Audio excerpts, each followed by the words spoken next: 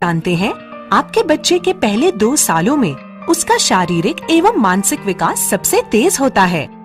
आपकी आशा दीदी अब तक आपके बच्चे के जन्म के बाद 42 दिनों तक नियमित रूप से आपसे मिल रही थी।